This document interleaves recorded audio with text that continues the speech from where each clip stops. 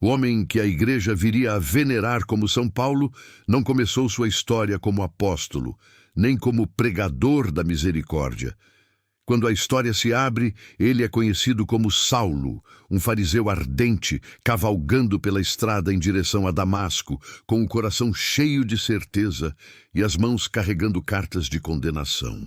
O sol do Oriente brilha alto, fazendo cintilar a poeira levantada pelos passos dos animais e dos homens que o acompanham, enquanto ele aperta os dedos em torno do rolo de pergaminho que lhe confere autoridade para prender os discípulos de Jesus. Aos olhos de muitos, Saulo é um defensor da pureza da fé. Aos olhos de outros, é um homem temido, cujo nome provoca silêncio e tremor. Ele não é um desconhecido. Saulo nasceu em Tarso da Cilícia, mas está profundamente enraizado no mundo de Israel. Judeu por origem, fariseu por formação, cidadão romano por condição, ele reúne em si três mundos que raramente se encontram com tanta força em uma mesma pessoa. Educado na tradição dos pais, conhecedor da lei e das escrituras, discípulo respeitado de Gamaliel em Jerusalém, Saulo é o tipo de homem que domina argumentos, conhece detalhes, sabe citar passagens de memória. Sua mente é afiada, sua vontade é firme, e sua reputação já começa a se espalhar entre os líderes religiosos como a de um defensor inflexível das tradições dos antepassados. Ainda assim, o que o define naquele tempo não é apenas o conhecimento, mas a dureza com que se volta contra um grupo pequeno e crescente. Aqueles que creem que Jesus de Nazaré é o Messias. Saulo escuta sobre esse grupo com um misto de indignação e incredulidade. Um pregador crucificado, morto, sob a autoridade romana, agora proclamado como o Senhor vivo por pescadores galileus, mulheres simples, famílias inteiras reunidas em casas para rezar e partir o pão. Para ele, isso soa como uma perigosa distorção da fé de Israel, algo que precisa ser cortado pela raiz antes que contamine todo o povo. A lembrança de um certo dia em Jerusalém pesa silenciosa em sua memória. Em uma praça de pedras, cercada por muros e olhares hostis, um dos seguidores desse Jesus, chamado Estevão, foi arrastado para fora da cidade. As pedras já estavam preparadas, as mãos já se erguiam para o gesto fatal. Saulo não lançou nenhuma pedra, mas ficou de pé, vigiando os mantos daqueles que atacavam, como se sua presença autorizasse e garantisse o ato. O rosto de Estevão, marcado pela dor e pela paz, o olhar voltado para o alto, as palavras que falavam de perdão até o último instante, tudo isso se gravou na memória de Saulo, embora ele não admitisse o peso dessa cena diante de ninguém. Depois daquele dia, sua resolução se tornou ainda mais firme.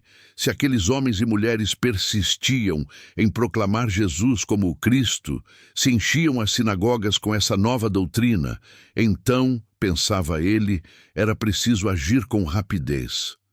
Saulo começou a percorrer casas, ruas estreitas e pátios empoeirados de Jerusalém, procurando aqueles que seguiam o caminho. Alguns eram encontrados em oração, outros repetindo as palavras que haviam escutado dos apóstolos. Quando os guardas batiam às portas, os rostos se enchiam de medo.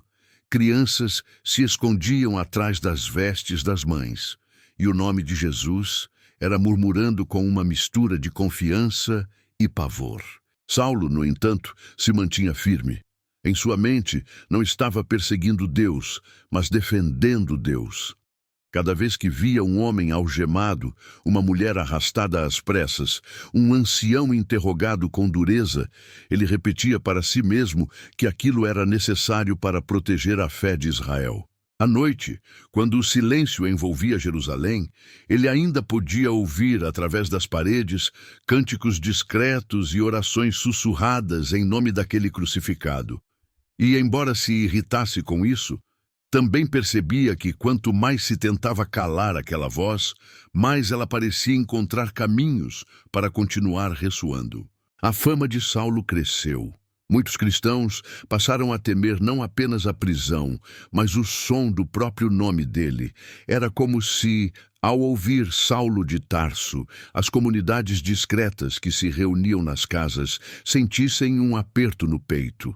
Em contrapartida, entre os membros do Sinédrio, seu nome era pronunciado com respeito.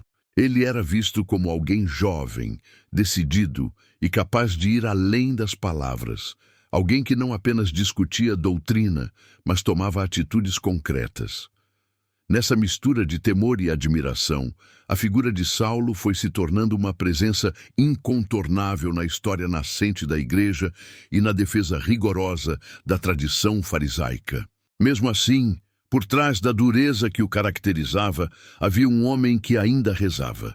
Saulo não deixou de frequentar o templo, de recitar salmos, de meditar as promessas feitas a Abraão, Isaque e Jacó. Ele se via como um servidor zeloso do Deus único, e talvez por isso suas ações fossem tão veementes. Em seu interior, acreditava estar lutando por pureza, por fidelidade, por obediência. Se sua mão era pesada, se suas decisões traziam lágrimas, ele as via como o preço a ser pago para preservar aquilo que considerava sagrado. Quando soube que a fé em Jesus não se limitava mais às ruas de Jerusalém, mas se espalhava por outras cidades, seu zelo encontrou novo combustível. Damasco, importante cidade fora da Judéia, começava a abrigar discípulos daquele caminho. Ali, em casas discretas, em oficinas de artesãos, em becos de pedra iluminados por pequenas lamparinas, cresciam comunidades que invocavam com confiança o nome de Cristo. A notícia chegou até os ouvidos de Saulo e dos chefes do povo como um alerta. Se a mensagem daquele pregador crucificado continuasse a se espalhar, quem poderia prever onde terminaria? Saulo então decidiu não apenas reagir, mas ir ao encontro daquilo que considerava um erro. Buscou cartas junto ao sumo sacerdote, documentos que lhe dessem autoridade para entrar nas sinagogas de Damasco, prender homens e mulheres seguidores do caminho e trazê-los algemados para Jerusalém. O sumo sacerdote, um homem idoso de barba branca e olhar profundo, conhecia o ardor do jovem fariseu. Ao colocar o selo sobre os documentos, via em Saulo uma espécie de defensor incansável da lei. Aquele que se levantava com tanta força contra os cristãos parecia ser, aos olhos de muitos, um escudo humano contra a ameaça daquela nova fé. Com as cartas em mãos, Saulo se pôs em marcha. A estrada até Damasco não era apenas um caminho físico, mas uma travessia que levava consigo todo o peso de sua história, suas convicções e seus equívocos. Ao lado dele caminhavam outros homens, alguns guardas, outros colaboradores que partilhavam do mesmo zelo, ou ao menos do respeito pela determinação daquele fariseu. A poeira subia a cada passo, o ar quente envolvia o grupo, e o silêncio era cortado apenas por breves conversas sobre a missão que os aguardava na chegada. Enquanto seguia, o pensamento de Saulo voltava continuamente ao nome de Jesus. Para ele, aquele nome era como uma ferida aberta na história de Israel. Os discípulos falavam de ressurreição, de Espírito Santo, de promessas cumpridas nas palavras dos profetas. Saulo, porém, via nisso um escândalo. A cruz, instrumento de maldição, agora proclamada como sinal de salvação. Aquele que havia sido condenado pela autoridade romana, agora proclamado como Senhor? Cada vez que refletia sobre isso, ele se convencia ainda mais de que precisava agir com rigor. Em seu coração, repetia passagens da lei, reafirmando para si mesmo que estava do lado certo. O dia avançava, e a luz do sol parecia se intensificar sobre as colinas e vales que cercavam o caminho. As sombras dos viajantes se projetavam longas sobre o chão, como figuras alongadas que os precediam. À frente, Damasco começava a se aproximar não apenas como um ponto no horizonte, mas como o cenário onde Saulo imaginava completar sua missão: encontrar os seguidores de Jesus, cercá-los, interrogá-los, obrigá-los a escolher entre renunciar àquela fé ou enfrentar a prisão. Ele não sabia, porém, que aquela cidade seria, para ele, o lugar de uma escolha muito mais profunda. Embora confiante, Saulo carregava consigo bem no fundo da alma lembranças que insistiam em permanecer vivas. O rosto de Estevão sereno sob as pedras. As palavras de alguns cristãos que, mesmo diante da ameaça, falavam com paz sobre a certeza de que Jesus estava vivo. O modo como, em alguns olhos, ele não via apenas medo, mas algo que se assemelhava a uma estranha alegria, mesmo em meio à dor. Tudo isso formava um mosaico de lembranças que ele não gostava de encarar por muito tempo, mas que lhe surgiam à mente em momentos de silêncio. Naquela estrada, com o vento quente tocando o rosto e o pergaminho das cartas bem guardado sob o manto, Saulo seguia firme, sem imaginar que sua vida estava a poucos passos de uma virada que mudaria não apenas sua história, mas a de incontáveis comunidades ao longo dos séculos. Em breve, o perseguidor seria colocado diante de uma luz que não poderia controlar, de uma voz que ele não esperava ouvir, de um chamado capaz de transformar um acusador em apóstolo. Mas para compreender de onde nascia aquele ardor, e como o menino de Tarso se tornaria o homem do caminho de Damasco, é preciso voltar alguns anos, à cidade onde tudo começou, a casa em que ele aprendeu pela primeira vez a pronunciar o nome de Deus. Antes de ser o viajante incansável das estradas do Império, antes de escrever cartas que atravessariam séculos, São Paulo foi simplesmente Saulo, um menino judeu que corria pelas ruas de uma cidade movimentada chamada Tarso. Tarso ficava na Cilícia, uma região banhada por rios e caminhos de comércio, onde mercadores vindos de longe falavam muitas línguas, carregavam tecidos, especiarias e notícias de terras distantes. Ali, entre o cheiro de couro trabalhado, o barulho de ferramentas e o murmúrio de vozes gregas e romanas, Saulo começou a aprender quem era, de onde vinha e a quem pertencia. A casa de sua família ficava em uma rua onde o movimento nunca cessava completamente. As paredes eram simples, mas dentro havia algo que valia mais do que qualquer mercadoria: a fé dos antepassados. Seu pai, judeu firme e orgulhoso de sua origem, lembrava com frequência que pertenciam à tribo de Benjamim. Essa identidade não era apenas uma informação, mas uma herança que moldava o modo como olhavam para o mundo. Naquela casa, o nome de Deus era pronunciado com respeito, e as histórias de Abraão, Moisés e Davi eram contadas como se o tempo entre eles e aquele menino de Tarso fosse apenas um sopro. Desde muito cedo, Saulo aprendeu a escutar. Escutava o pai recitando passagens da lei, escutava a mãe entoando salmos enquanto trabalhava, escutava os mestres na sinagoga explicando o sentido das escrituras. Seus olhos escuros, atentos, pareciam guardar cada palavra. O coração do menino se enchia de uma convicção profunda. Ele pertencia a um povo escolhido, chamado a ser fiel ao Deus único, em meio a um mundo cercado de ídolos, estátuas e templos dedicados a tantos outros deuses. A cidade ao redor, porém, contava uma história diferente. Nas praças e nos mercados, Saulo via imagens de figuras divinizadas, altares erguendo-se para deuses com nomes estrangeiros, procissões dedicadas a cultos que nada tinham a ver com a fé de Israel. Soldados romanos passavam com suas armaduras e estandartes. Comerciantes falavam em grego. Pensadores discorriam sobre filosofia. Tarso era considerada uma cidade importante também por sua vida cultural, próxima de escolas de pensamento que admiravam a razão e a retórica. Na mente em formação de Saulo, levantava-se uma tensão silenciosa entre esse mundo tão variado e a simplicidade firme da adoração ao Deus de seus pais. Na infância, ele correu por ruas de pedra, brincou com outros meninos da vizinhança e aprendeu, como tantos, os ofícios simples do lar. Mas pouco a pouco foram se revelando nele características que chamavam a atenção da família.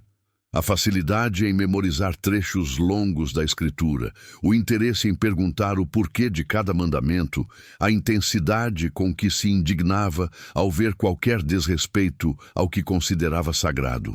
Enquanto alguns meninos se distraíam facilmente, Saulo permanecia fixo, olhando para o rolo da lei, com um respeito que parecia ir além de sua idade. O pai, que também trabalhava com as mãos, ensinava-lhe um ofício que um dia se tornaria importante: o trabalho com couro e tecido, a arte de fazer tendas. Entre ferramentas, linhas e peças de material estendido, Saulo aprendia a unir firmeza e paciência, precisão e esforço. As mãos que um dia escreveriam cartas às comunidades cristãs, antes aprenderam a manejar instrumentos simples, a medir, cortar e costurar. Aquela experiência de trabalho manual o ligava à realidade concreta do povo, às necessidades de quem viajava e precisava de abrigo, de quem vivia dos próprios esforços. Na sinagoga de Tarso, o menino encontrava um segundo lar. As paredes, o lugar do rolo sagrado, o canto em que se erguia a voz da leitura, tudo ali formava um cenário que deixava seu interior em silêncio reverente. Ali, ele foi aprendendo a ler e a recitar, a distinguir letras e palavras, a acompanhar cuidadosamente o dedo que seguia o texto no pergaminho. A cada ano, as festas de Israel marcavam o calendário da família: Páscoa, Pentecostes, Tabernáculos. Cada celebração era ocasião para recontar as obras de Deus, renovar a identidade do povo, reforçar nos filhos a consciência de que pertenciam a uma história maior do que as fronteiras da cidade em que viviam. Ao redor, o Império Romano se fazia presente com sua organização, suas leis e sua força militar. A família de Saulo possuía a cidadania romana, um privilégio que trazia vantagens e proteções legais, mas também uma convivência constante com a cultura dominante. O menino crescia, assim, entre dois mundos: o da fé dos pais, enraizada em Jerusalém e nas promessas feitas a Israel, e o do poder romano que construía estradas, cobrava impostos e estendia sua influência sobre povos e costumes. Na juventude, Saulo começou a se destacar ainda mais. Seu interesse pela lei não era apenas formal, ele queria compreendê-la em profundidade, mergulhar em seus detalhes, descobrir como aplicá-la a cada aspecto da vida. Em casa, fazia perguntas que exigiam respostas longas. Na sinagoga, ouvia com atenção redobrada os mestres. Seu zelo foi aos poucos chamando a atenção da família, que passou a ver nele um jovem promissor, capaz de se tornar um grande conhecedor da tradição de Israel. Não se tratava apenas de aptidão intelectual, mas de ardor interior, de um fogo que o levava a buscar sempre mais. Com o passar dos anos, o desejo de aprofundar os estudos encontrou um destino natural: Jerusalém. A cidade santa, com o templo ao centro, era o coração da vida religiosa de Israel. Ali, grandes mestres da lei ensinavam, interpretavam as Escrituras, formavam discípulos. A ideia de enviar Saulo para estudar naquela cidade começou a ser considerada pela família, talvez primeiro como um pensamento tímido, depois como um projeto concreto.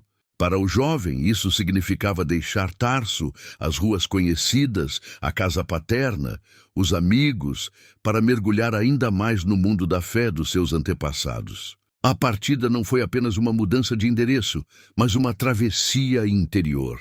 Deixar Tarso significava, de algum modo, desprender-se de uma vida marcada pela mistura de culturas e aproximar-se ainda mais do centro da identidade judaica. Quando finalmente partiu, levando consigo lembranças da casa, da sinagoga, do trabalho com o pai e do movimento da cidade portuária, Saulo levava também uma expectativa silenciosa. Em Jerusalém, poderia se tornar aquilo que tanto desejava: um conhecedor profundo da lei, alguém capaz de defendê-la com convicção. Chegando à Cidade Santa, foi recebido por um cenário muito diferente. O templo, com suas colunas e pátios, dominava o horizonte religioso e espiritual. Peregrinos subiam suas escadarias com oferendas, sacerdotes cumpriam ritos, cantos ecoavam pelos átrios. Para o jovem de Tarso, tudo aquilo era ao mesmo tempo belo e exigente. Ali, em meio a tantos que também buscavam servir a Deus, Saulo encontrou seu lugar aos pés de um mestre respeitado, Gamaliel. Esse mestre fariseu, conhecido por sua prudência e sabedoria, passou a conduzir o jovem discípulo por caminhos ainda mais profundos de compreensão da lei.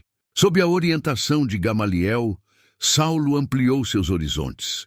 Estudava a Torá, os profetas, os escritos, escutava debates sobre a aplicação da lei em situações concretas, acompanhava discussões em que os mestres examinavam, palavra por palavra, o sentido das Escrituras. Sua mente, já afiada desde a infância, encontrou ali um campo fértil.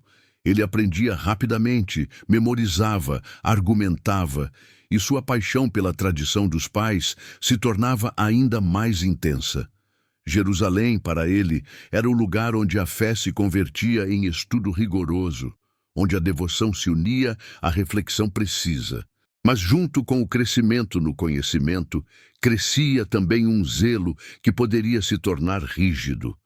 Ao contemplar a cidade, Saulo via não apenas peregrinos e mestres piedosos, mas também o perigo de desvios, de doutrinas que, em sua percepção, ameaçavam a pureza da fé de Israel. Os rumores sobre grupos que falavam de um tal Jesus de Nazaré, de sinais e prodígios, de ensinamentos que pareciam questionar certas compreensões da lei, começaram a circular. Ao ouvi-los, o coração do jovem fariseu se inquietava. Para ele, a fidelidade a Deus exigia vigilância, clareza, firmeza diante de qualquer novidade que pudesse parecer contrária às tradições recebidas. As lembranças de Tarso, da convivência com o mundo greco-romano e seus muitos deuses, tornavam ainda mais agudo esse cuidado. O menino que havia crescido vendo templos dedicados a divindades estranhas, agora se via na Cidade Santa, diante do risco de que, de algum modo, a fé em Israel fosse confundida ou mesmo substituída por algo que, aos seus olhos, soava incoerente. Em seu interior, o desejo de proteger a identidade do povo escolheu um caminho rígido, determinado, pronto para reagir com força a tudo o que julgasse ameaçador. Assim, o menino de Tarso se transformava aos poucos no jovem fariseu de Jerusalém, formado no rigor do estudo e alimentado por um zelo ardente. A mão que percorrera as letras da lei agora se preparava para agir em defesa dela, mesmo que isso significasse enfrentar outros judeus, interrogar, acusar. O caminho percorrido entre a casa simples da Cilícia e os pátios do templo havia moldado um coração disposto a ir até o fim, em nome de Deus. Em breve, aquele jovem que tantas vezes se curvara diante dos rolos sagrados estaria diante de uma decisão: permanecer apenas como defensor severo da tradição ou, sem ainda o saber, ser alcançado por aquele cuja voz um dia ecoaria em plena estrada, oferecendo-lhe uma fidelidade ainda mais profunda, nascida não apenas da lei, mas do encontro com o próprio Senhor. Em Jerusalém, o jovem fariseu, formado aos pés de Gamaliel, já não era apenas um estudante promissor. Saulo se tornara conhecido entre os líderes religiosos como alguém capaz de unir conhecimento da lei e firmeza nas decisões. As notícias sobre grupos que se reuniam em nome de Jesus de Nazaré chegaram até ele como um desafio direto àquilo que considerava sagrado.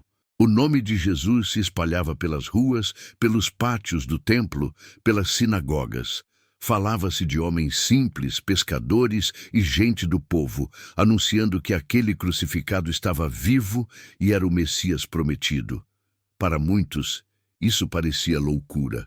Para Saulo, era algo ainda mais grave, uma ameaça à fé de Israel. Nos debates entre doutores da lei, surgiam posições diferentes. Alguns pediam prudência, lembrando que outros movimentos já haviam surgido e desaparecido com o tempo. Outros, porém, viam naquela nova pregação um risco que não podia ser ignorado. Saulo, com sua mente afiada, via na firmeza das testemunhas de Jesus um motivo não para recuar, mas para endurecer ainda mais. Em sua visão, se aquela doutrina crescesse, confundiria o povo, deturparia as promessas feitas pelos profetas, colocaria em risco a pureza da fé. A convicção de que defendia Deus o empurrava a tomar posições cada vez mais enérgicas. Enquanto alguns mestres ponderavam, Saulo se oferecia para agir. Começou a aproximar-se mais dos chefes religiosos, a ouvir relatos dos primeiros sinais feitos pelos apóstolos, a acompanhar de perto processos contra seguidores daquele caminho. Quando surgia a oportunidade de interrogar um discípulo de Jesus, ele não se esquivava. No rosto de muitos, via medo. Em outros, porém, percebia algo que o desconcertava, uma paz silenciosa, uma confiança serena, como se estivessem apoiados em uma presença que não via. Isso não o fazia desistir. Pelo contrário, reforçava em seu interior a ideia de que precisava cortar pela raiz aquela fé que, aos seus olhos, parecia obstinada e perigosa. Foi nesse contexto que se desenrolou o martírio de Estevão, uma cena que ficaria gravada para sempre em sua memória. Diante do Sinédrio, Estevão falara com coragem sobre a história de Israel, sobre a resistência do povo aos enviados de Deus, sobre Jesus como o justo. As palavras dele feriram o orgulho de muitos e inflamaram os ânimos. Quando a multidão o arrastou para fora da cidade, pedras foram recolhidas com pressa, gritos se misturaram ao som do corpo atingido. Saulo permaneceu ali, junto aos mantos dos que apedrejavam, como autoridade silenciosa que aprovava o que acontecia. O olhar de Estevão, voltado para o alto, as palavras de perdão que escaparam de seus lábios, tudo isso se fixou no interior de Saulo, ainda que ele insistisse em sufocar qualquer dúvida. Depois daquele dia, a perseguição ganhou novo fôlego. Casas foram vasculhadas, reuniões interrompidas, discípulos presos. Saulo percorria ruas estreitas, acompanhava guardas, participava de interrogações. Em cada rosto marcado pelo medo ou pela confiança inabalável, repetia para si mesmo que estava servindo a Deus. A notícia de que os seguidores de Jesus se espalhavam para além de Jerusalém o inquietava. Se a mensagem ultrapassava os muros da Cidade Santa, seria ainda mais difícil contê-la. Foi assim que o nome de Damasco passou a ressoar com insistência, como um destino necessário para quem desejava sufocar aquela fé nascente. A decisão de ir até lá não foi tomada por impulso. Saulo buscou a autorização do sumo sacerdote, explicou a necessidade de agir antes que o movimento se consolidasse em outras regiões, pediu cartas que lhe concedessem autoridade nas sinagogas da cidade. Ao receber os documentos selados, sentiu confirmar-se o caminho que escolhera. Seria o defensor da lei, aquele que enfrentaria os seguidores do caminho onde quer que estivessem. A lembrança de Estevão, os cânticos discretos dos cristãos em Jerusalém, as palavras sobre Jesus ressuscitado, tudo isso o acompanhava, mas ele interpretava aquelas memórias como estímulo para ser ainda mais firme. Assim, retomou a estrada em direção a Damasco, como já se havia visto em outro momento de sua história. O sol alto, o pó levantado pelos passos dos animais, os companheiros ao lado, tudo parecia reforçar a ideia de que avançava na direção correta. O pergaminho com as cartas permanecia guardado com cuidado, como sinal exterior de uma missão interiormente assumida. Cada passo era para ele um ato de obediência àquilo que julgava ser a vontade de Deus.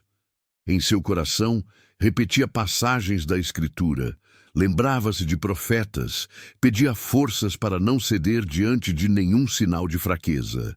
No entanto, algo se aproximava que não podia ser previsto por nenhum cálculo humano. Quando já estava próximo de Damasco, em pleno dia, uma luz inesperada o envolveu com intensidade insuportável. Não era apenas o brilho do sol refletido em pedra ou metal. Era uma claridade que parecia atravessar a própria alma, mais forte do que tudo o que seus olhos já haviam contemplado. Saulo caiu ao chão, como se todas as forças se recolhessem de repente. O corpo, que se mantivera sempre firme nas decisões, agora se curvava diante de algo que o excedia completamente. No meio daquela luz, uma voz o chamou pelo nome. Não era uma acusação anônima, mas um chamamento direto, que conhecia quem ele era e o alcançava no ponto exato de sua resistência. A voz lhe perguntou por que perseguia aquele que falava. Surpreso, sem compreender, Saulo respondeu com uma pergunta. Quem era aquele que lhe falava com tamanha autoridade? A resposta trouxe um golpe profundo em suas certezas. Era Jesus, o mesmo Jesus que ele julgava morto e cuja memória tentava apagar, que agora se apresentava vivo, identificando-se com os discípulos perseguidos.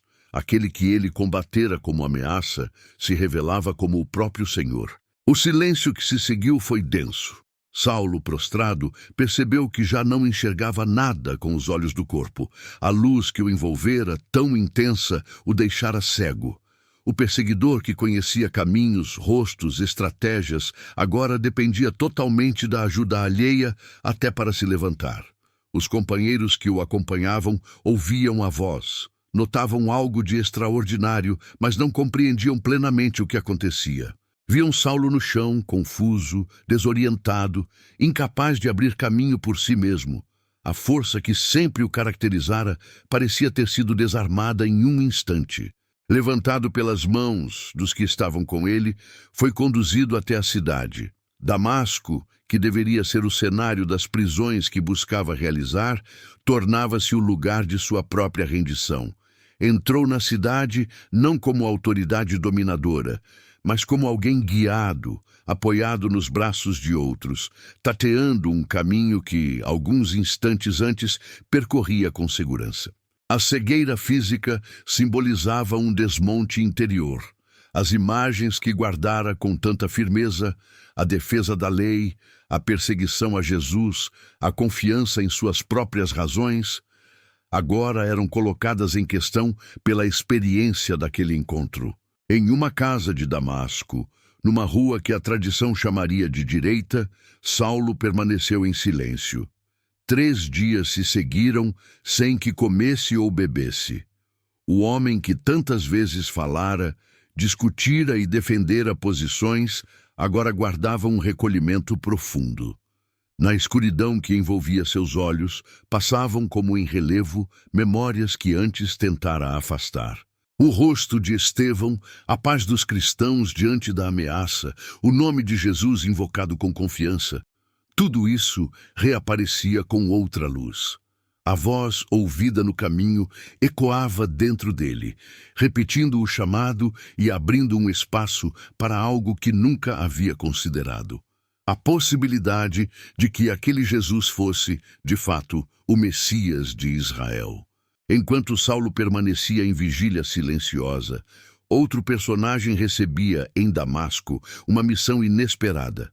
Seu nome era Ananias, discípulo de Jesus, homem discretamente conhecido entre os irmãos como alguém de fé simples e firme. Em oração, ele escutou uma ordem clara. Deveria ir ao encontro de Saulo de Tarso, aquele mesmo cuja fama de perseguidor havia chegado até a cidade. O coração de Ananias se agitou com receio. Sabia quem era Saulo, ouvira falar das prisões, dos interrogatórios, da dureza com que tratava os discípulos. Perguntou se realmente deveria ir até ele, mas a ordem se repetiu, acompanhada de uma certeza. Saulo era agora um instrumento escolhido para levar o nome de Jesus a muitos povos. Ananias, vencendo o medo, saiu pelas ruas de Damasco. Caminhou até a casa indicada, talvez sentindo cada passo como um ato de confiança. Ao chegar, foi conduzido ao aposento onde Saulo permanecia cego. A cena que se desenhou ali era de uma delicadeza silenciosa. O perseguidor e o discípulo, frente a frente, unidos por uma obediência que vinha do alto. Ananias, olhando aquele homem abatido, não o chamou de inimigo, chamou-o de irmão. Aproximou-se e impôs as mãos sobre sua cabeça e, em nome de Jesus, pediu que recuperasse a vista e fosse cheio do Espírito Santo. No momento em que as mãos de Ananias pousaram sobre Saulo, algo como escamas se desprendeu dos olhos do antigo perseguidor. A escuridão começou a ceder, as formas voltaram a se delinear, os contornos do rosto que tinha diante de si iam ganhando nitidez. A luz que agora via não era a mesma do caminho, que o havia derrubado com força, mas uma claridade serena que lhe devolvia a visão ao mesmo tempo em que marcava o início de uma nova maneira de enxergar Deus, a história de Israel e o próprio Jesus. A cegueira que o havia imobilizado tornava-se lembrança de um tempo em que via apenas com o olhar da própria razão, sem perceber a presença do ressuscitado. Depois de recuperar a visão, Saulo recebeu o batismo. Naquela casa simples de Damasco, longe do esplendor do templo de Jerusalém, a água derramada sobre sua cabeça selava um caminho de morte e vida. O homem antigo, confiante apenas em suas forças e no rigor da lei, deixava espaço para um novo homem, marcado pelo encontro com o Cristo vivo. Em seguida, ele se alimentou, recobrou forças físicas, mas já não era o mesmo. As palavras da Escritura, que tantas vezes havia estudado, começaram a se organizar de outro modo em sua mente, convergindo para o rosto de Jesus, que o havia chamado pelo nome no caminho. Algum tempo depois, Saulo começou a entrar nas sinagogas de Damasco com um papel totalmente diferente daquele que havia imaginado. Em vez de buscar discípulos para prender, começou a anunciar ali que Jesus é o Filho de Deus. A surpresa foi grande. Aqueles que o conheciam como perseguidor se perguntavam, espantados, como o mesmo homem podia agora defender com tanto ardor a fé que antes combatia. O fogo interior permanecia o mesmo, mas havia mudado de direção.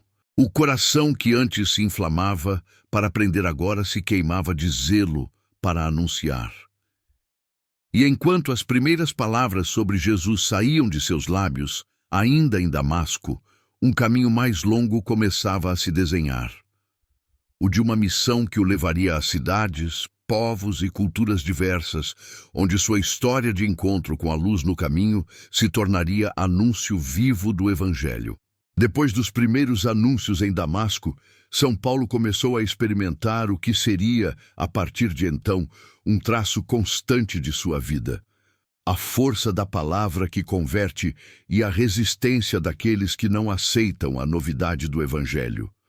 Nas sinagogas da cidade, ele entrava já não como o perseguidor que chegara com cartas de acusação, mas como alguém que agora proclamava com firmeza que Jesus é o Filho de Deus. Os rostos que o ouviam eram diversos. Alguns se surpreendiam ao reconhecê-lo, outros franziram o senho em desconfiança, outros ainda se deixavam tocar pela coerência entre as Escrituras e o testemunho daquele homem transformado. A mente que antes tinha se armado contra os discípulos de Jesus, agora utilizava as mesmas Escrituras para mostrar que as promessas feitas a Abraão, Moisés e Davi encontravam plenitude naquele que fora crucificado e ressuscitara. São Paulo percorria as palavras dos profetas, recordava as figuras do servo sofredor, falava da Páscoa de Cristo como cumprimento definitivo. O zelo permanecia o mesmo, mas a direção mudara. Essa mudança, porém, não foi recebida com tranquilidade. Logo surgiram debates acalorados, discussões intensas nas sinagogas, tentativas de refutar com argumentos o que ele anunciava com convicção. Quando perceberam que não conseguiam silenciar sua voz apenas com palavras, alguns decidiram tramar sua morte. A cidade, que deveria ser o cenário de sua vitória contra os cristãos, transformava-se no lugar onde ele próprio se tornara alvo. Portões foram vigiados, caminhos foram observados, esperavam o momento oportuno para atacá-lo. Os discípulos, atentos aos sinais de perigo, compreenderam que era preciso proteger aquele que agora se tornara irmão. Em uma noite silenciosa, a decisão foi tomada. Seria necessário tirá-lo da cidade por um caminho inesperado, longe dos olhos dos que o esperavam. As muralhas de Damasco guardavam em seus contornos de pedra histórias de entrada e saída de muitos viajantes. Foi por ali que São Paulo foi conduzido até um ponto onde uma abertura permitia o uso de um recurso simples e arriscado. Um cesto robusto, amarrado por cordas firmes, baixado pela muralha na escuridão.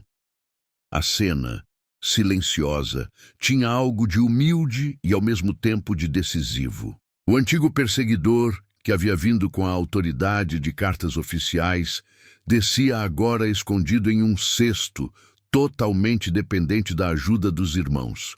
Aquele gesto marcava de maneira concreta a mudança de sua vida. De alguém que derrubava outros, tornara-se alguém que aceitava ser conduzido, protegido, sustentado. De volta a Jerusalém, São Paulo desejava se unir à comunidade dos discípulos, mas seu nome ainda era sinônimo de medo. Muitos lembravam-se de suas ações, das prisões, das ameaças. Quando ouviram dizer que ele afirmava ter encontrado o Senhor no caminho e agora anunciava Jesus como Messias, o espanto se misturou à desconfiança. Não era fácil acreditar que um perseguidor tão decidido pudesse ter mudado de modo tão profundo. Era preciso alguém que fizesse a ponte entre o passado de Saulo e o presente daquele homem novo que agora buscava a comunhão com os apóstolos. Esse alguém foi Barnabé, um discípulo conhecido por sua generosidade e capacidade de enxergar além das aparências. Ele escutou o que havia acontecido em Damasco, ouviu falar da visão no caminho, da cegueira e da cura, da coragem com que São Paulo anunciava o Evangelho. Em vez de se deixar bloquear pelo medo, aproximou-se, acolheu, caminhou ao lado dele. Barnabé o levou até os apóstolos, apresentou sua história, testemunhou o que tinha visto e ouvido. Graças a essa mediação, o antigo perseguidor pôde entrar no círculo daqueles que tinham caminhado com Jesus. A confiança não nasceu de um dia para o outro, mas esse gesto inicial abriu uma porta que, de outra forma, talvez permanecesse fechada. Durante um tempo, São Paulo começou a anunciar o Evangelho também em Jerusalém. Falava especialmente com judeus de língua grega, dialogava com aqueles que, como ele, conheciam o mundo mais amplo do império e as discussões que circulavam fora das fronteiras da Judéia. Mas logo a resistência reapareceu. Aquele que antes estivera do lado dos acusadores, agora se via na posição dos acusados. A decisão de eliminá-lo começou a se formar em alguns corações.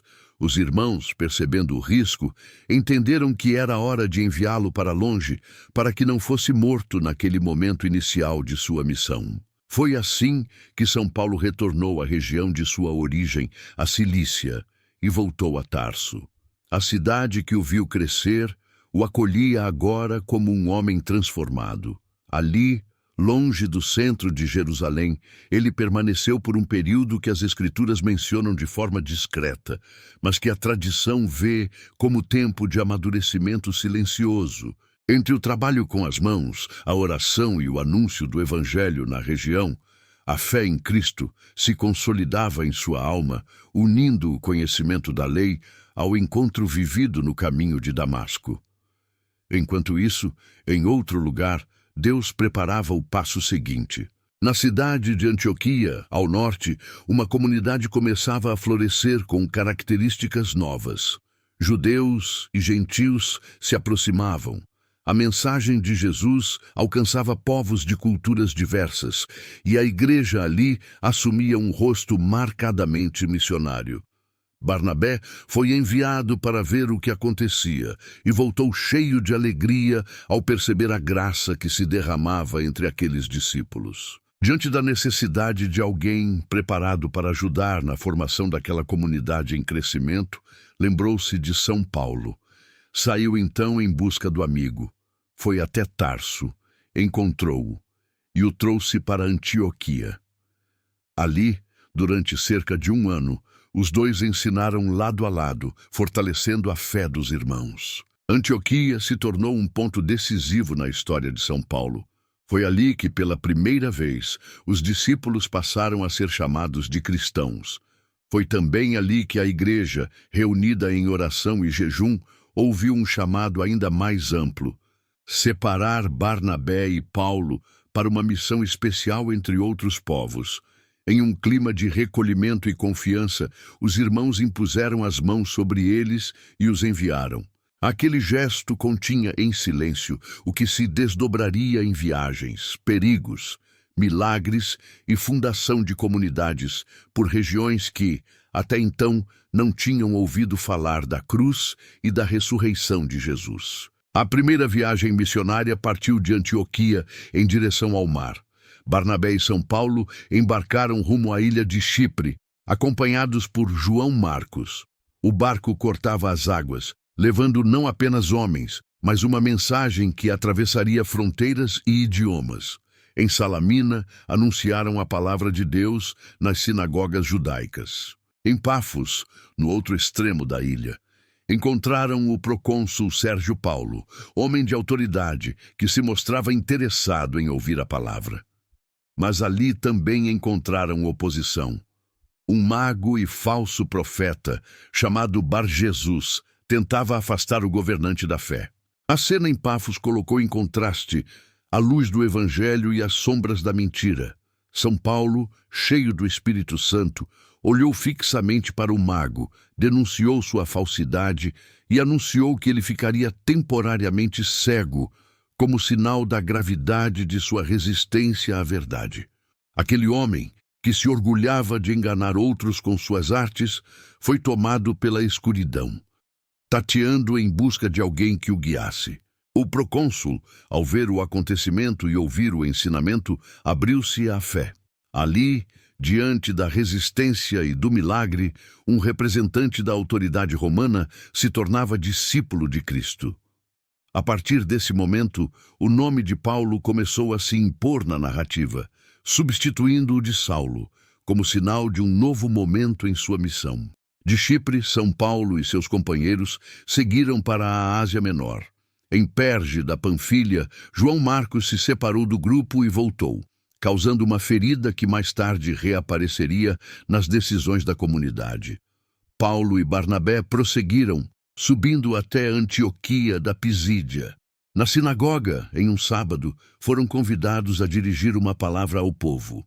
São Paulo levantou-se e, com gesto calmo, começou a narrar a história de Israel, desde os patriarcas até Davi, mostrando como Deus conduzia seu povo através dos séculos. Aos poucos, convergiu toda essa história para Jesus, apresentado como o cumprimento das promessas, o Messias crucificado e ressuscitado. A reação ao sermão foi intensa. Muitos judeus e prosélitos piedosos se aproximaram, desejando ouvir mais. No sábado seguinte, quase toda a cidade se reuniu para escutar a palavra do Senhor.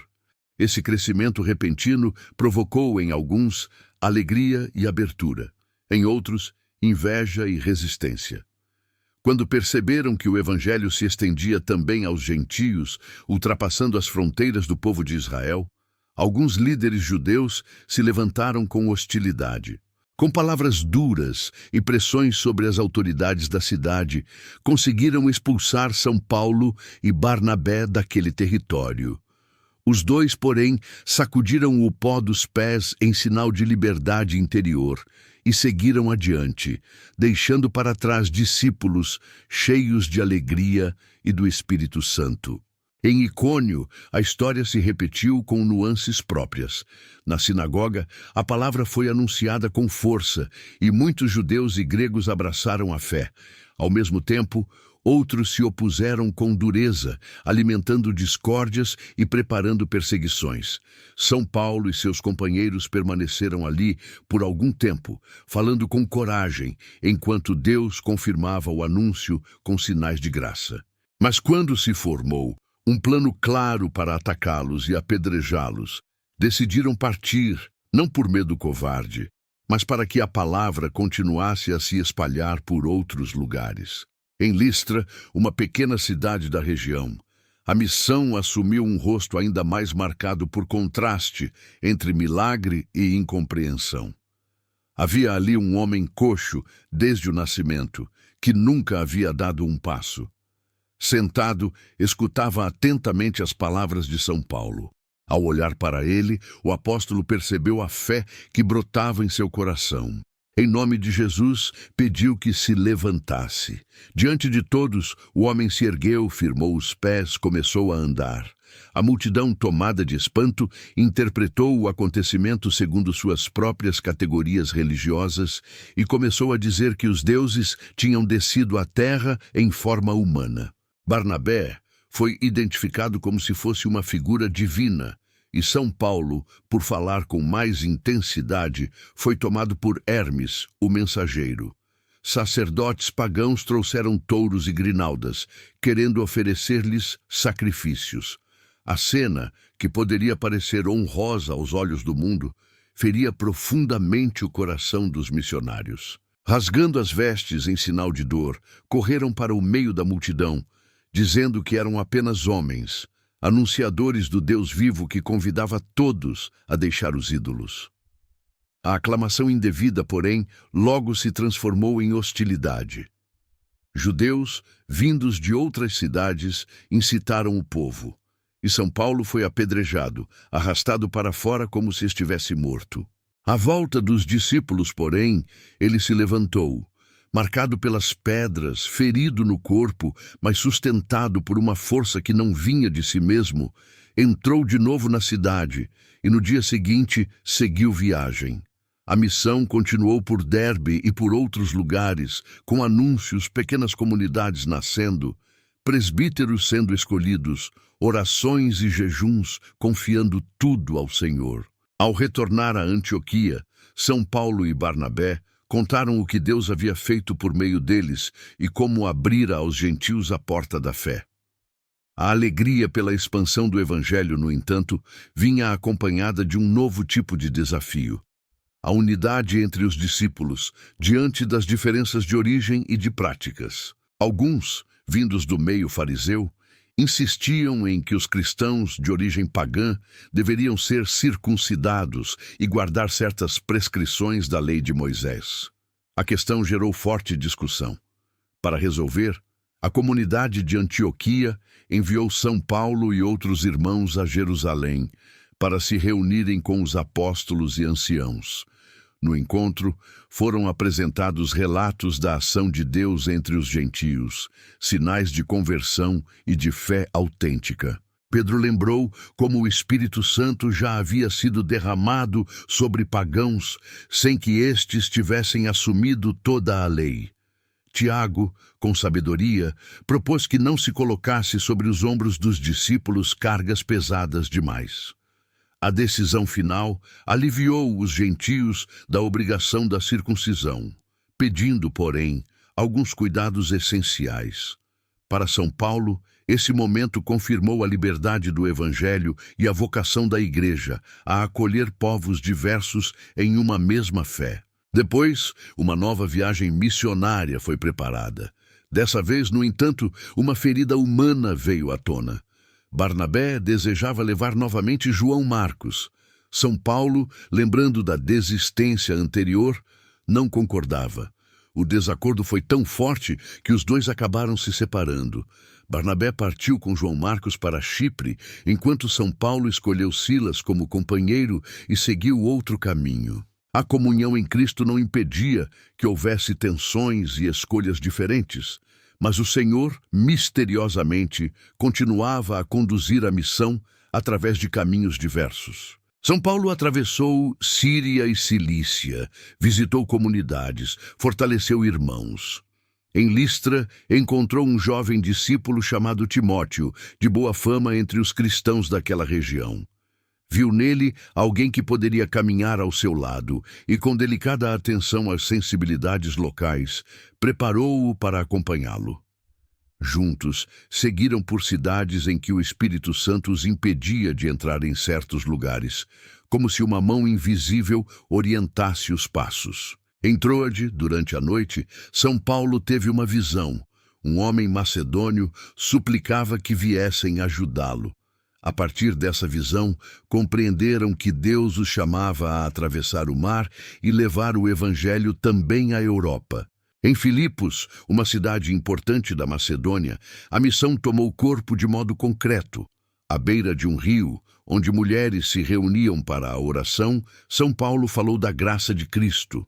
Entre as ouvintes, uma comerciante de púrpura chamada Lídia abriu o coração à palavra e pediu o batismo para si e para toda a sua casa. Sua casa tornou-se ponto de apoio para a comunidade nascente.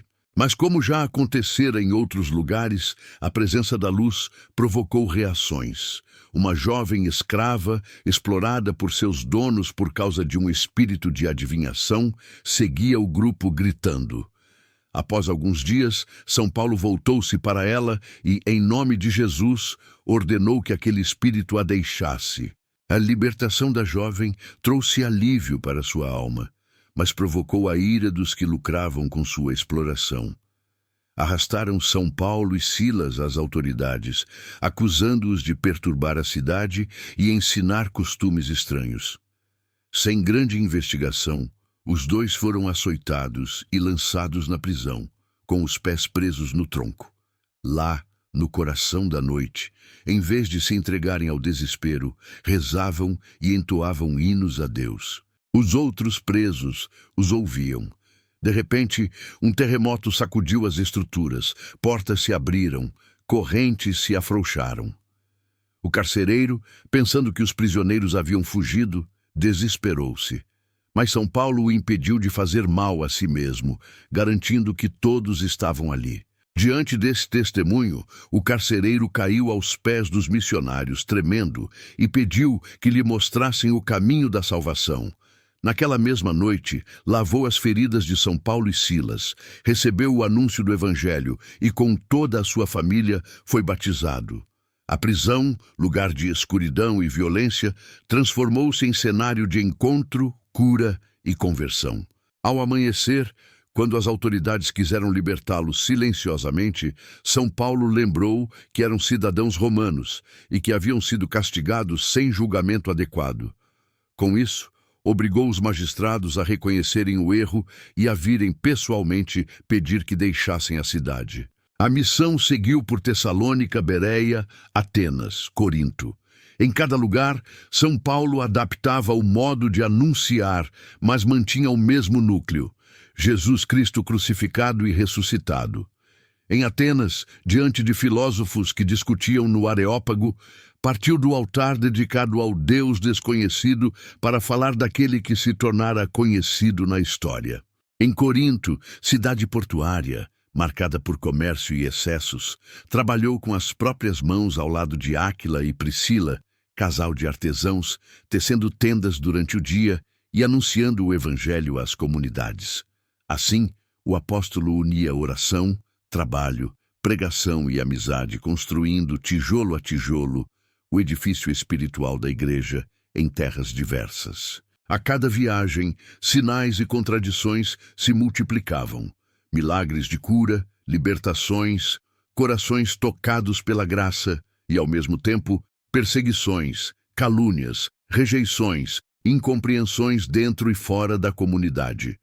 Em Éfeso, cidade que mais tarde se tornaria uma de suas bases, a palavra de Deus cresceria com força. alcançando magos que queimavam seus livros e provocando a reação de artesãos que viviam da fabricação de ídolos. Toda essa trama de luz e sombra preparava, pouco a pouco, um desfecho mais exigente. O caminho de São Paulo, que começara com uma queda na estrada de Damasco e se desdobrara em estradas e mares percorridos, aproximava-se da fase em que o apóstolo se uniria, de modo ainda mais profundo, à cruz de Cristo, nas prisões, nos julgamentos e, por fim, no testemunho supremo de sua própria vida oferecida. Com o passar dos anos, o corpo de São Paulo começou a carregar marcas mais profundas das viagens, das noites em claro e das perseguições. As estradas percorridas, os mares atravessados, as cidades visitadas tinham deixado não apenas comunidades vivas atrás de si, mas também cicatrizes e cansaços. Em Éfeso, onde permanecera por longo tempo anunciando o Evangelho, enfrentara tumultos provocados por artesãos incomodados com o declínio do culto aos ídolos. Em cada lugar, a mesma trama se repetia. Corações abertos, corações fechados, vidas transformadas, ameaças renovadas. Aos poucos, amadurecia em seu interior a convicção de que, um dia, o caminho o conduziria de modo definitivo a Jerusalém e depois a Roma. Na altura em que se preparava para deixar a região da Ásia, São Paulo reuniu em Mileto os anciãos da igreja de Éfeso. Chamou-os para uma despedida que tinha o sabor de entrega e pressentimento. Quando eles chegaram, ele recordou, com voz serena, o tempo partilhado, as lágrimas derramadas, as tentações enfrentadas, o trabalho vivido com simplicidade, sem buscar riquezas, sustentando-se também com o ofício de fazer tendas. Falou dos perigos que viriam, de falsos mestres que tentariam confundir o rebanho, exortou-os à vigilância e à fidelidade. Por fim, comovido, disse que não tornariam a ver seu rosto. Aquelas palavras fizeram os irmãos chorarem, abraçando-o com força à beira do mar, como quem se despede de alguém que parte rumo a um destino desconhecido. Depois, o apóstolo foi atravessando cidades costeiras, embarcando e desembarcando, sempre com um olhar fixo em Jerusalém. Em Tiro, em Cesareia e em outros lugares, discípulos, movidos pelo Espírito, o advertiam sobre o que o esperava. Em Cesareia, um profeta chamado Ágabo tomou o cinto de São Paulo, amarrou com ele as próprias mãos e pés e anunciou que, em Jerusalém, o dono daquele cinto seria preso. Diante de tal sinal, os irmãos choraram e pediram que ele não subisse à cidade. Mas São Paulo respondeu com firmeza que estava disposto não apenas a ser preso, mas também a morrer em Jerusalém, se fosse preciso, por causa do nome de Jesus. Não buscava a morte, mas sabia que a fidelidade poderia conduzi-lo a ela. Ao chegar a Jerusalém, foi recebido com respeito pelos irmãos e apresentou aos anciãos, entre eles Tiago, as maravilhas que Deus realizara entre os gentios. Houve alegria, mas também preocupação. Muitos judeus cristãos temiam que seu anúncio aos povos de fora fosse interpretado como desprezo pela lei. Para dissipar mal-entendidos, São Paulo aceitou, humildemente, participar de ritos de purificação no templo, mostrando que não desprezava as tradições de seu povo.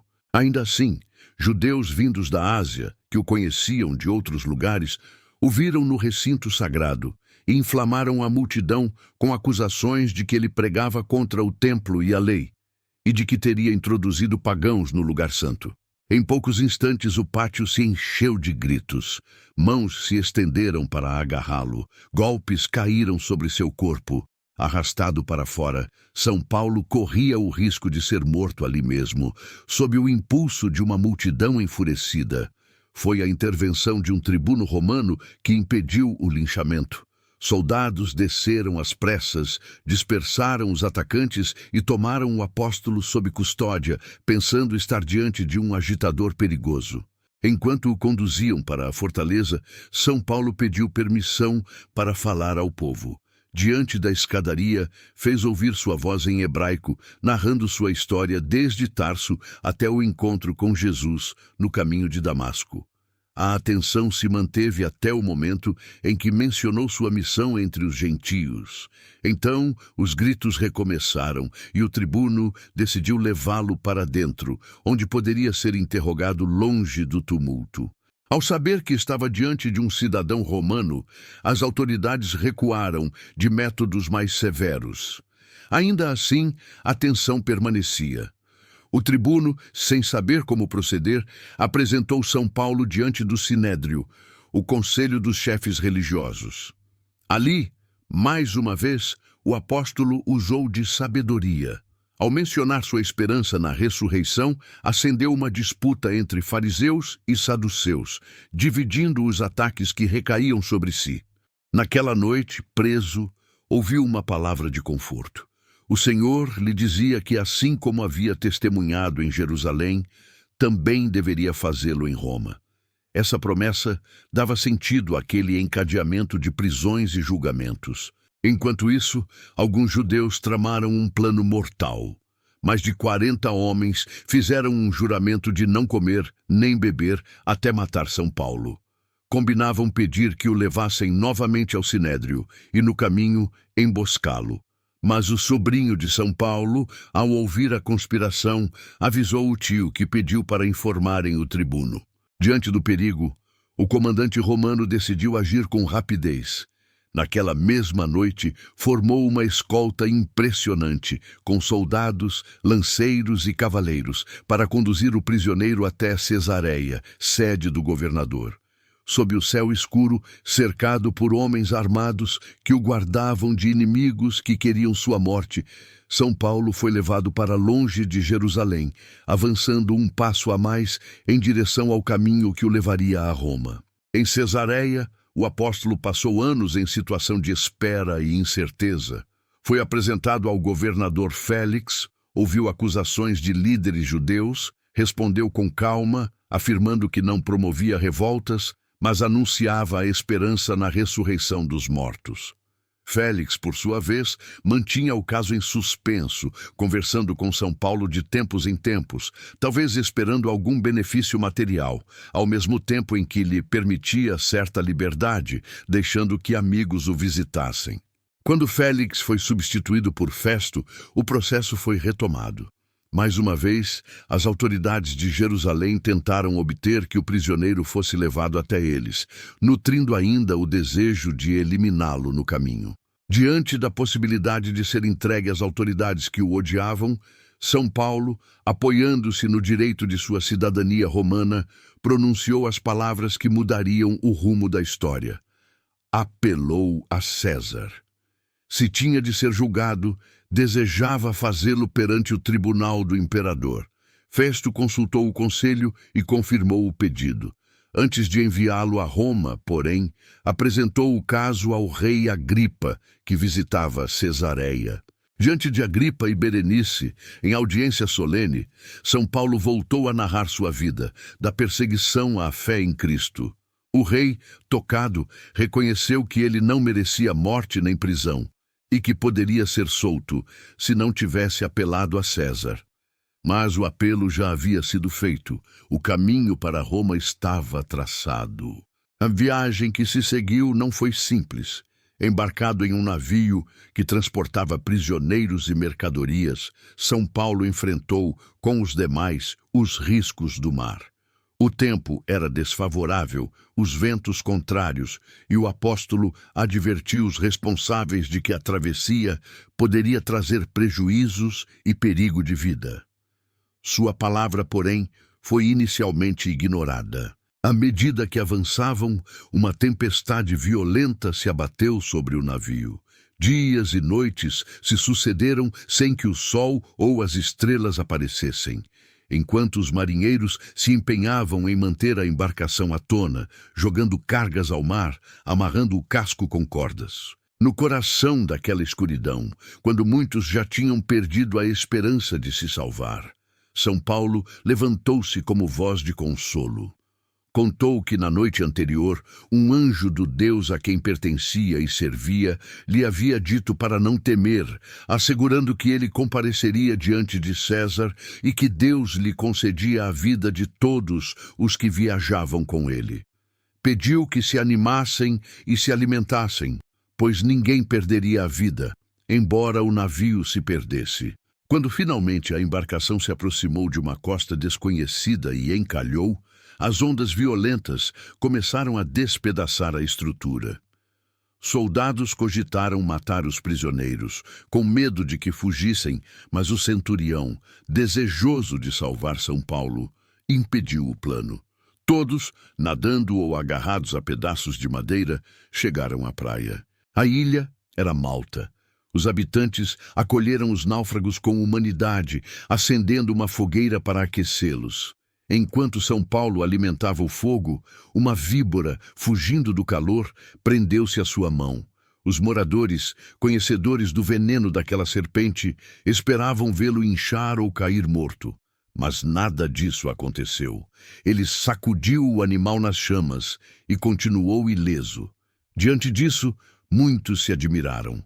Pouco depois, o pai de Públio, o principal da ilha, adoeceu. São Paulo foi até ele, rezou e impôs as mãos, e o doente se levantou. Outros enfermos também foram trazidos e receberam cuidados. Depois de algum tempo, os viajantes foram supridos em suas necessidades e puderam seguir viagem em outro navio.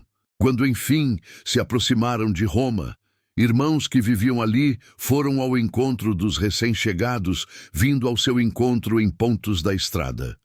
Ao vê-los, São Paulo sentiu o coração se fortalecer.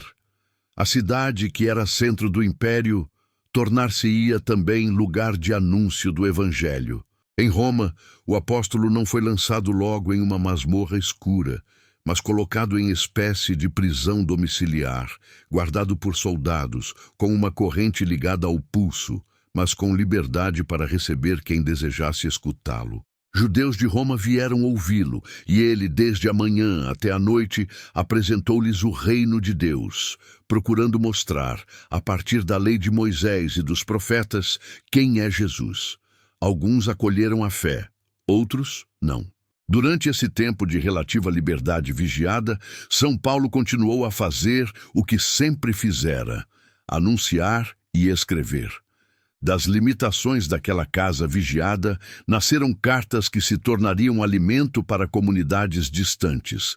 Palavras de consolo, de exortação, de correção fraterna, de louvor. Ao escrever aos Filipenses, por exemplo, falava de alegria no Senhor mesmo estando preso. A corrente que o prendia a um soldado romano não encerrava seu coração. Pelo contrário, fazia com que a fé se espalhasse até mesmo entre os da guarda imperial. Enquanto a espada de Roma permanecia suspensa sobre sua vida, a palavra do Evangelho seguia abrindo caminho. A tradição antiga sugere que, depois de um período de prisão, o apóstolo tenha sido libertado por algum tempo, talvez retomando viagens e fortalecendo comunidades. O certo é que, em algum momento, foi novamente preso, desta vez em condições mais severas. Já não se tratava da relativa dignidade de uma casa vigiada, mas da dureza de uma masmorra fria, provavelmente durante a perseguição movida pelo imperador Nero contra os cristãos. As cartas que trazem ecos dessa fase mais sombria revelam um homem que sente aproxima-se o fim, mas permanece sereno, certo de ter guardado a fé. Fala de sua vida como libação derramada, de uma corrida que se aproxima da linha de chegada, de uma coroa guardada não apenas para si, mas para todos os que amam a manifestação do Senhor. A solidão, porém, marcou aqueles últimos dias. Alguns discípulos se afastaram por medo ou por amor a outras seguranças. Outros permaneceram fiéis, como Timóteo, Tito, Lucas. São Paulo pedia que trouxessem um casaco deixado em outra cidade, rolos e pergaminhos, sinal de que, mesmo à beira do martírio, continuava unido ao estudo e à escrita, à palavra que o havia convertido no caminho de Damasco. Sabia que sua hora se aproximava, não como uma surpresa, mas como o último trecho de uma estrada percorrida com o Cristo crucificado e ressuscitado. Em Roma, a condenação ao martírio não veio em forma de espetáculo público, como no caso de alguns outros cristãos lançados às feras. Por ser cidadão romano, São Paulo foi sentenciado à decapitação, um método de execução considerado mais rápido. Levado para fora das muralhas da cidade, pela região da Via Ostiense, caminhou uma última vez sob o céu do império, cuja língua ele usara para anunciar o Evangelho. Não levava consigo bagagens nem pergaminhos, apenas o peso leve e ao mesmo tempo imenso de uma vida entregue. Aos olhos do mundo, era apenas mais um condenado. Aos olhos da fé, um apóstolo que se unia definitivamente ao Senhor que encontrara na estrada. O golpe da espada encerrou sua presença visível, mas não calou sua voz. Irmãos recolheram seu corpo e o sepultaram nas proximidades do lugar da execução. Em torno daquele túmulo simples, começariam a se reunir, ao longo dos anos, cristãos que lembravam suas viagens, suas pregações, suas cartas lidas nas assembleias. Na memória da Igreja nascente, São Paulo, o perseguidor convertido, o homem de três mundos, judeu, helenista e cidadão romano, tornou-se figura de referência para comunidades distantes. Ao lado de São Pedro, passou a ser visto como coluna da Igreja. E à medida que o tempo avançava, novas gerações, que nunca o tinham visto nem ouvido, descobriram por meio de suas cartas e do testemunho dos antigos que, naquele homem de coração inflamado, Deus deixara um traço profundo de sua misericórdia e de sua força. Em torno de sua memória, em Roma e muito além dela, a devoção começaria a florescer, sustentada não apenas por lembranças, mas pela experiência viva de graças alcançadas por sua intercessão, abrindo caminho para que, em muitos lugares e séculos, seu nome fosse pronunciado com confiança entre orações e peregrinações. Depois do martírio, quando o corpo de São Paulo foi recolhido às pressas e depositado na terra, parecia, aos olhos de muitos, que a voz daquele homem ardente tinha se calado para sempre. Os soldados romanos voltaram a seus postos, o executor limpou a lâmina, o movimento da cidade retomou seu curso de comércio, política, jogos e intrigas. Porém, entre pequenas casas e ambientes discretos, cristãos ainda abriam rolos de pergaminho, reuniam-se em silêncio e pronunciavam um nome que já não podia ser apagado: o do apóstolo que atravessara mares, suportara prisões e oferecera o próprio sangue por Cristo. Aquele que havia sido lançado ao chão na estrada de Damasco agora repousava sob o solo de Roma. Mas a história que o Espírito havia escrito com sua vida continuava a se desdobrar no coração da Igreja. A notícia de sua morte correu pelas comunidades que ele mesmo havia fundado ou visitado: Corinto, Filipos, Tessalônica, Éfeso, Roma, além de tantas outras que tinham sido tocadas direta ou indiretamente por sua pregação. Em cada lugar, irmãos e irmãs se lembravam das noites em que o tinham ouvido falar, da maneira como explicava as Escrituras, de como trabalhara com as próprias mãos para não ser peso para ninguém, das lágrimas e dos sorrisos partilhados. Alguns se recordavam do som de sua voz ao consolar perseguidos, outros das correções firmes feitas em assembleias, outros ainda do brilho determinado em seus olhos quando falava da cruz e da ressurreição. A ausência do apóstolo era sentida, mas suas cartas permaneciam. Os rolos escritos por ele começaram a percorrer estradas e portos, passando de comunidade em comunidade. Em uma casa de Corinto, alguém desenrolava lentamente um pergaminho.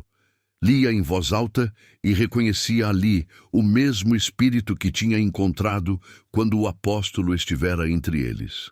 Em Filipos, irmãos reunidos depois de um dia de trabalho ligavam a memória do homem encarcerado em Roma com as palavras de alegria que os sustentavam. Em Tessalônica, uma assembleia se alimentava da esperança que ele havia anunciado ao falar da vinda do Senhor. Assim, de mesa em mesa, de casa em casa, de cidade em cidade, os escritos de São Paulo começaram a viajar com a mesma liberdade com que ele havia se movido quando ainda caminhava pelas estradas do Império. Com o passar das décadas, os cristãos que tinham conhecido o apóstolo começaram a partir também. Surgiu então uma nova geração que nunca tinha visto o rosto de São Paulo nem ouvido sua voz diretamente, mas que o encontrava nas cartas lidas nas assembleias. Na liturgia, trechos de suas exortações eram proclamados entre salmos e evangelhos, inserindo a experiência daquele homem na oração comum da igreja. Monges e presbíteros o citavam ao instruir catecúmenos. Viúvas e jovens repetiam frases que haviam escutado, deixando que elas se tornassem critérios para escolhas difíceis e consolo em tempos de prova.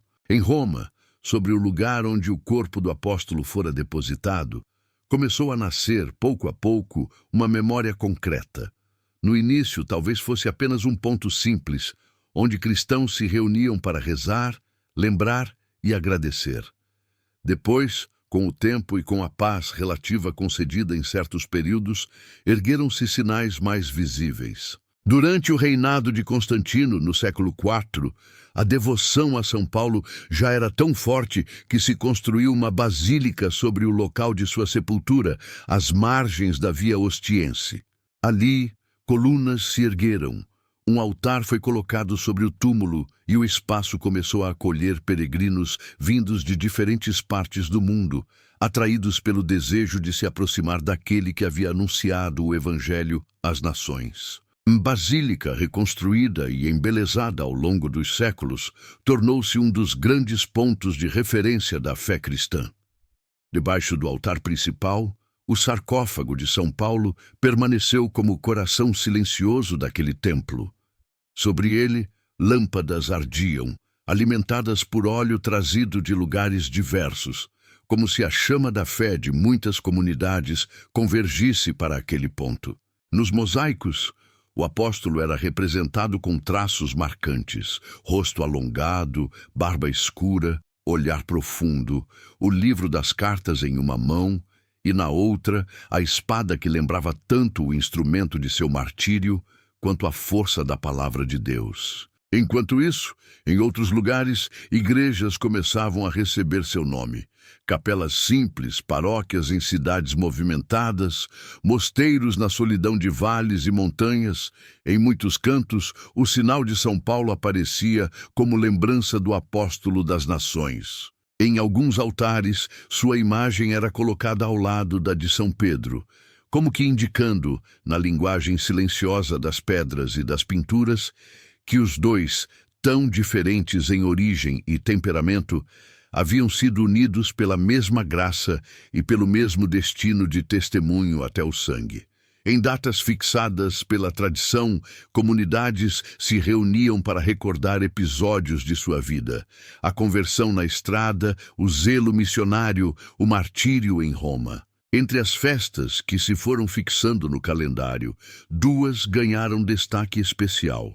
Uma, no fim de janeiro, recordando o encontro com Cristo no caminho de Damasco, em que o perseguidor se tornara apóstolo. Outra, no fim de junho, celebrada junto com São Pedro, unindo em um mesmo dia a memória dos dois pilares da Igreja em Roma. Nessas ocasiões, procissões percorriam ruas, hinos eram entoados, sermões recontavam sua história.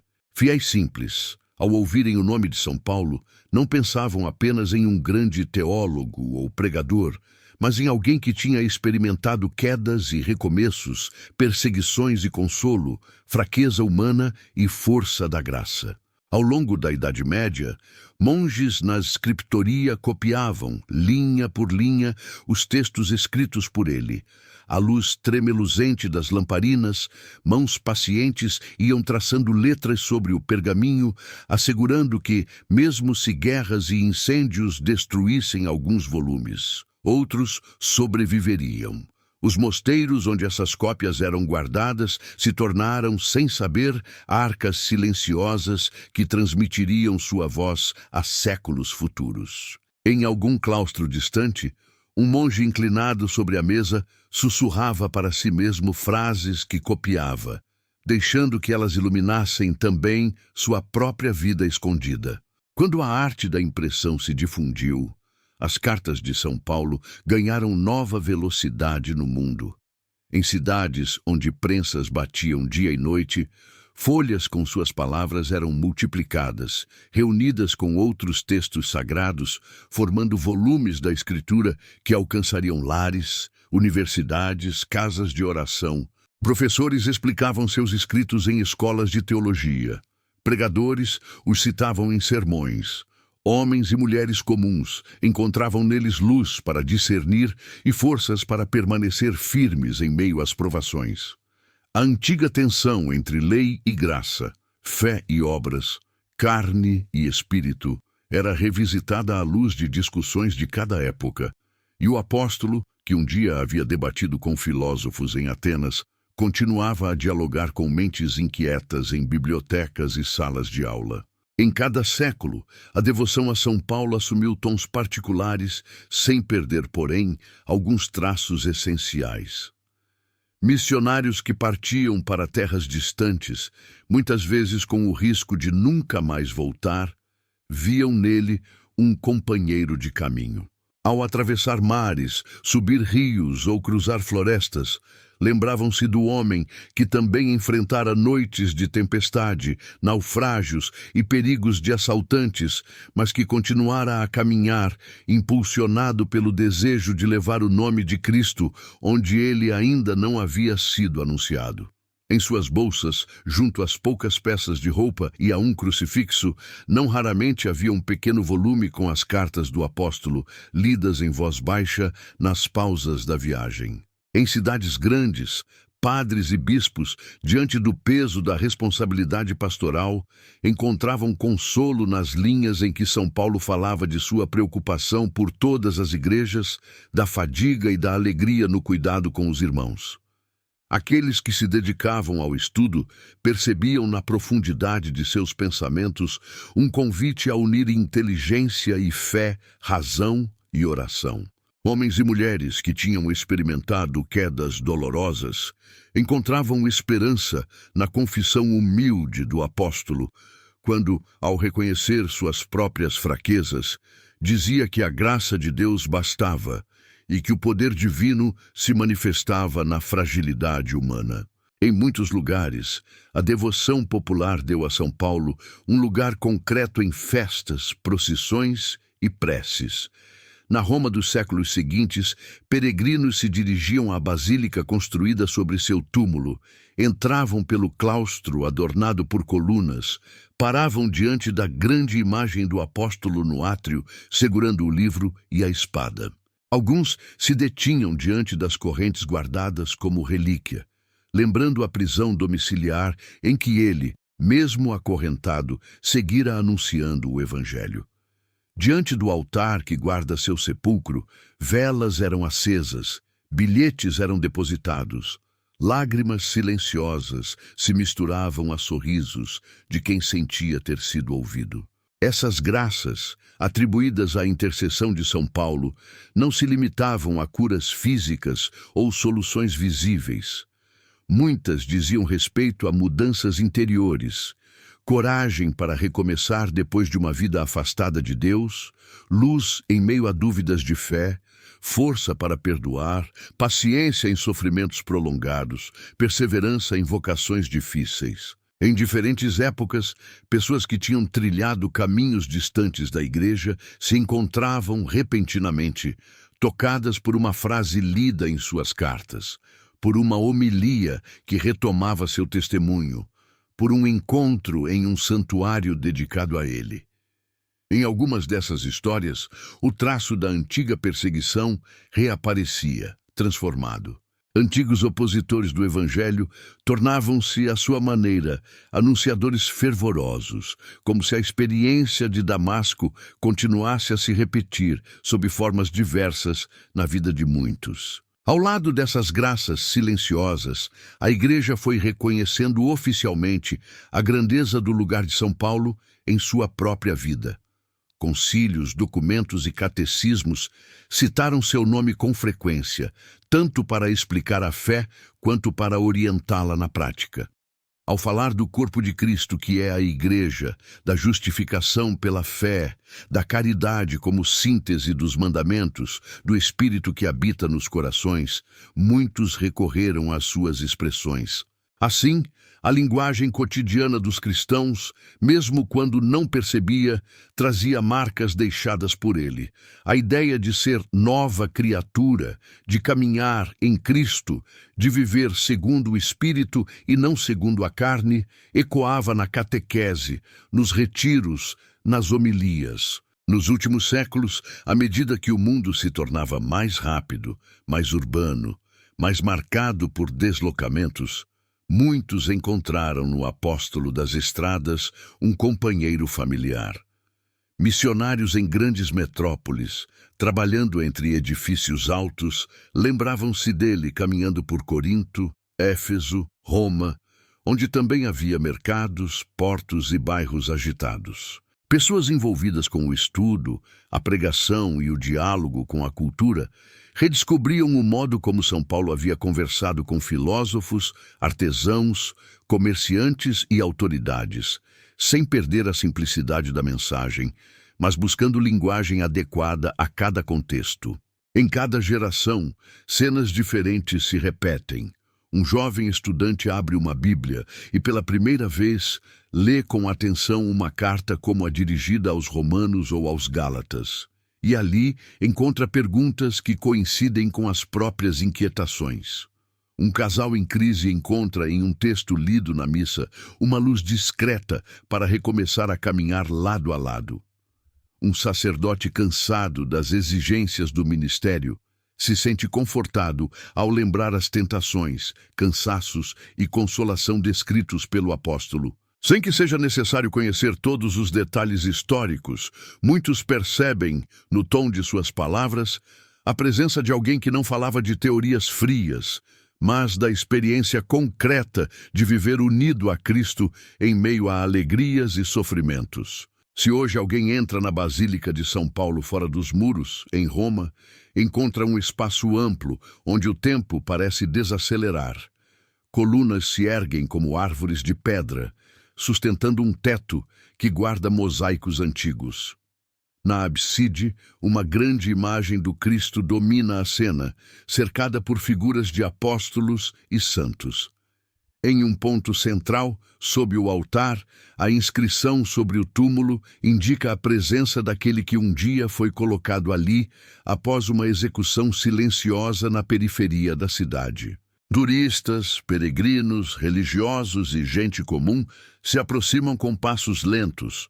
Alguns ajoelham, outros apenas permanecem em silêncio. A luz que entra pelas janelas altas encontra o brilho tênue de velas acesas, unindo o clarão do dia e o fogo frágil de orações discretas. Em algum banco dessa basílica, ou em uma capela dedicada a ele, em outra parte do mundo, pode estar sentada uma pessoa que escuta, talvez pela primeira vez, a história de São Paulo. Alguém narra o caminho que o perseguidor fez até se tornar apóstolo, conta os naufrágios, as prisões, as cartas, o martírio. Do lado de fora, a vida segue com seu movimento apressado, mas naquele espaço de recolhimento, a memória de um homem que se deixou transformar pela graça continua a ser contada com voz calma, quase como um suspiro. A estrada de Damasco, as ruas de Corinto, o mar de Malta, a via de Roma e o silêncio do túmulo se unem em um único percurso. E enquanto essa narrativa se desenrola, a presença do apóstolo, que viveu e morreu há tantos séculos, permanece como companhia discreta para quem, em qualquer tempo, busca descansar o coração ao ouvir a história de alguém que, um dia, deixou que sua vida inteira fosse atravessada pela luz de Cristo.